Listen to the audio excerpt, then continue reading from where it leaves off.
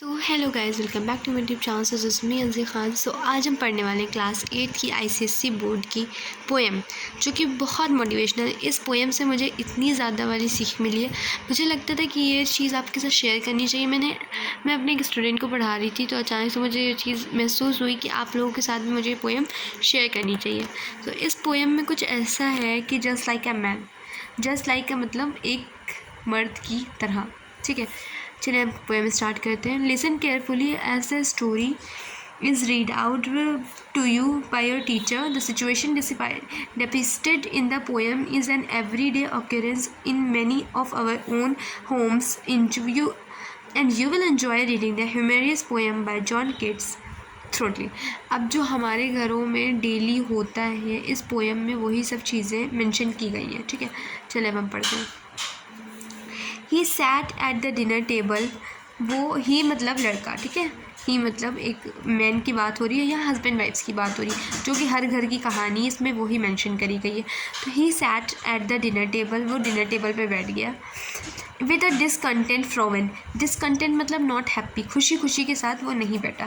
The potatoes and the steak were underdone, जो potatoes और streak वगैरह जो बनी थी वो बिल्कुल से भी सही से नहीं पकी हुई थी। और ये डिनर की बात हो रही है, उसकी वाइफ ने बना के दिया उसको डिनर, और वो हैप्पी नहीं बैठा था, क्योंकि उसको पता था कि उसकी वाइफ बना नहीं पाती ये चीज़ें। तो एज़ यूजुअल हर दिन की तरह इस दिन भी यही हुआ। पोटैटोज़ और स्ट्रीक वगैरह सही से नहीं पकी थी। ब्रेड जो थी वो बहुत ज़्यादा जल गई थी, ब्राउन हो गई थी। The pie was too sour and the pudding too sweet. Pie जो था वो बहुत ज़्यादा नमकीन हो गया था, और पुडिंग जो थी वो बहुत ज़्यादा स्वीट हो गई थी।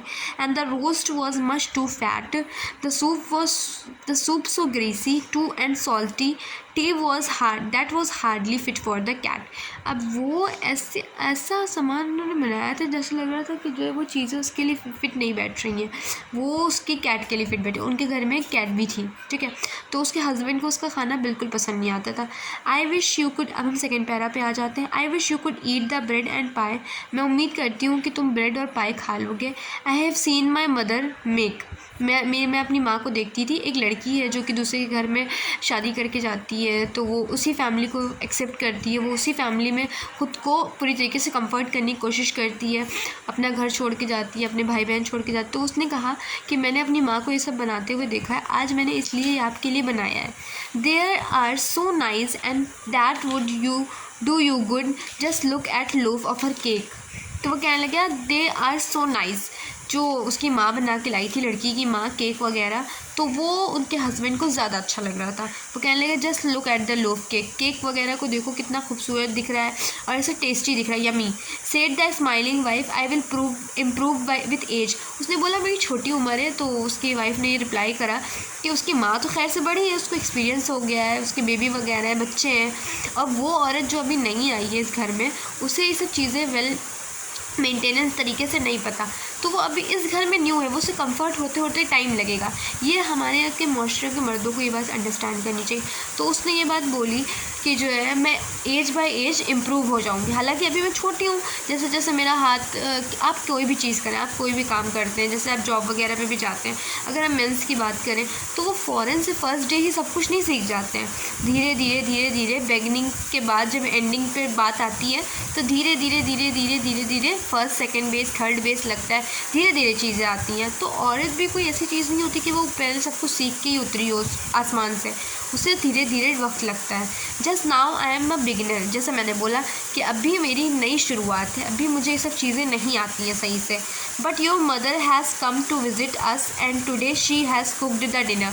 तो उसके हस्बैंड ने बोला कि आज अगर तुम्हारी माँ आ ही गई है इस घर में, तो आज वो हमारे लिए खाना बनाएंगे, क्योंकि तो उसके हाथ से उनको पसंद नहीं आता था, इसलिए उसने बोला कि जो आज तुम्हारी माँ आ गई है तो आज वो ही खाना बनाएगी। हालांकि मेंस को भी औरतों को अंडरस्टैंड करना चाहिए।